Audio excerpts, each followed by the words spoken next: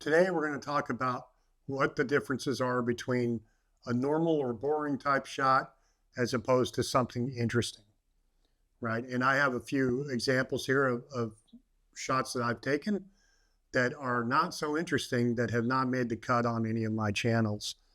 And we'll talk about why that is versus those that I have posted and have done really well, right? So before I go into this, I mean, it's not a bad thing to have big, wide establishing shots. Uh, some commercial companies come to me and ask for these. And so because of that, I've mentioned this before, even though I may shoot for social, I do keep the widescreen. I just use the guidelines in the DJI app to keep my 9:16. So I see what I'm shooting for social, but I keep them in wide. And then you never know, a year or two later, someone can come to you and say, hey, I need this shot. Do you have it in 4K or widescreen? And I always have it. So I never, ever shoot in portrait mode. It's always landscape. Even if the drone comes with it, I still shoot in landscape. So let's take a look at some shots here. This is a good example of the Embarcadero. It's really a great hour to be shooting in, right? The lighting is all good. I felt like, wow, I got the right type of setup for this shot. But let's take a look at this. Maybe okay for an opening for a movie or something to that effect, establishing. But at the same time, it's just not that interesting. You're not really grabbing somebody, and especially in the world of social media, you've got to grab them within the first few seconds or they're just going to move on. Okay, so this here is Lake Tahoe. Another example of a shot. I went up and took some shots. I wasn't exactly thrilled with any of these. None of these made the cut. This is a hyperlapse from Lake Tahoe. It's got neat movement, but it's boring, you know. And I have nobody to blame but myself for these, right? So sometimes I don't get that vision until I get up there. We'll back up just a second here. And this is a good example. It's a big swath of Tahoe, right? So you got the lake up here and this stuff, but it's just not compelling. There's just nothing compelling about this. I look at this and I'm like, it's got movement, but you know, and you post something like this online, it would likely not do very well because whether people know it or not, they're looking for something to a subject or something compelling. Okay. So, and then here, you know, the Warriors have commissioned me a couple times to go out and get shots for them. I'll play this here in a second, but you know, and they said, hey, can we include the park and can we do this and can we do that? So I go out and I get these shots. Some have turned out really well, but this is an example of something that hasn't turned out very well, right? It's got the skyline. Ignore the movement here. I haven't really post-processed this one because it didn't make the cut. But this is a boring shot. It's not that exciting, right? We've got the city up here and we got Chase Center right here. It needed to be more shifted. And throughout the evening, I tended to move and get better looks at this, right? So another example of a boring shot. Now let's talk about stuff that I'm keeping. And as we kind of already slid into this one, but I'll talk about this a little bit. But, you know, here we have Transamerica building. We've got all these intersecting lines leading to the Transamerica building. We got some fog going on up here, right? And this is actually a hyperlapse and you get a lot more control over a hyperlapse because you can edit actual photos shot in RAW.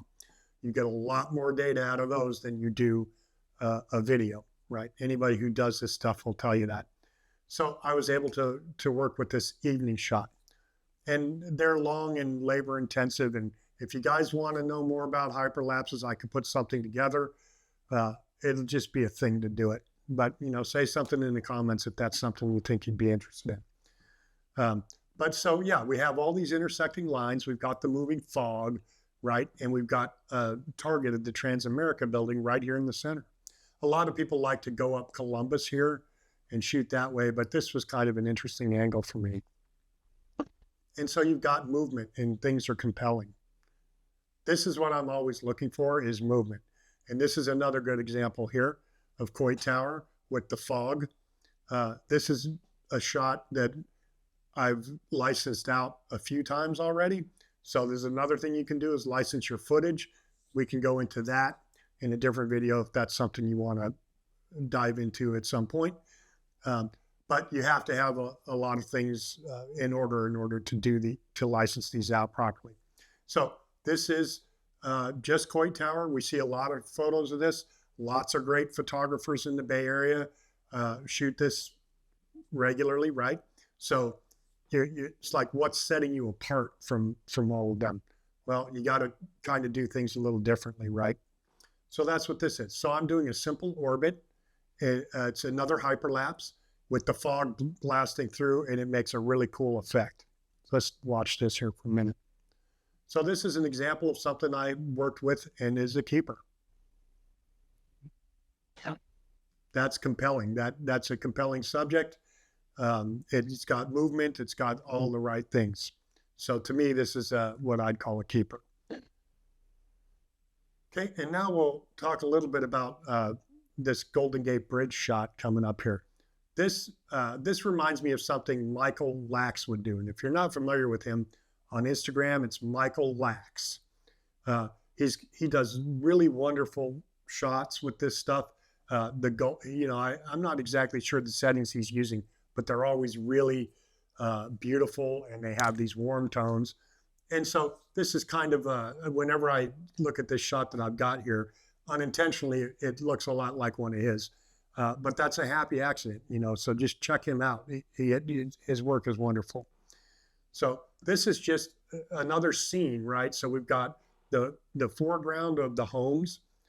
In this district, there's some really beautiful homes. Robin Williams used to live here.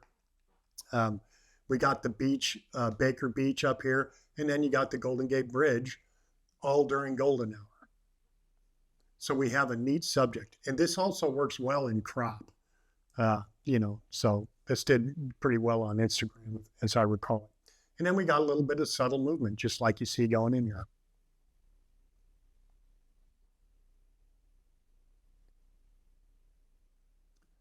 Okay, and then I like to go down to the Ocean Beach area or the Outer Sunset on nicer days. Winter days are better because, you get more action in the waves. So again, I'm looking for action here, right?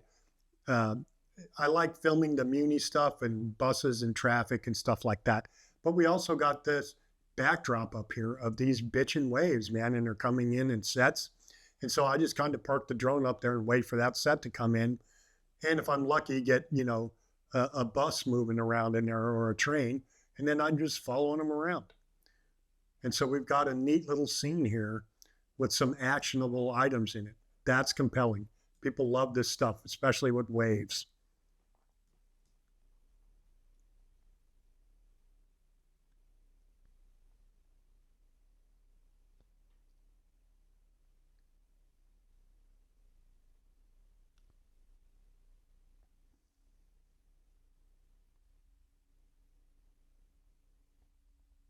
So this shot here is, this is 19th Avenue in downtown San Francisco. And it's one that's been on my radar for a while because every time I drive up to the peak here, I see the Golden Gate Bridge and I'm like, there's got to be a shot here somehow.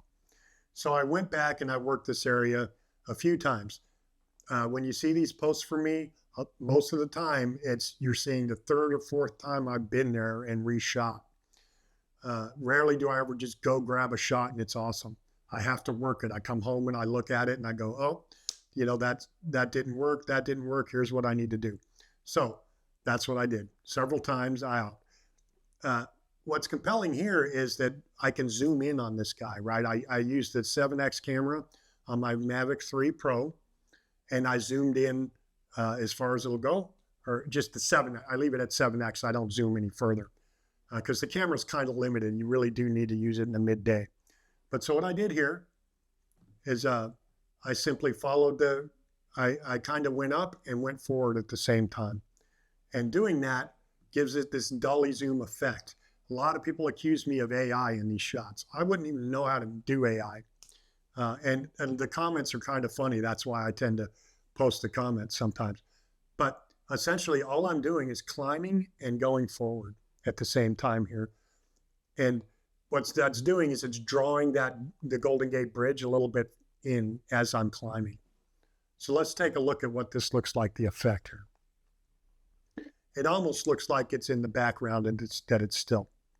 But the movement of the traffic and the bridge, it's all action stuff, right? So kind of gives you the idea of where I got, the thought process for this shot. You got the marine headlands back here, you got the whole thing. And in the end, all it really is just a simple reveal. We're revealing the Golden Gate Bridge.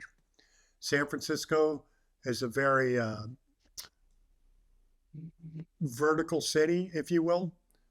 There's a lot of hills that you can use to go up and down and get reveals, right? So we are very lucky in that sense to have that in the city. But that's it for today. I just wanted to go over some of my process for these, what makes an interesting shot versus what makes a boring shot. So there you have it.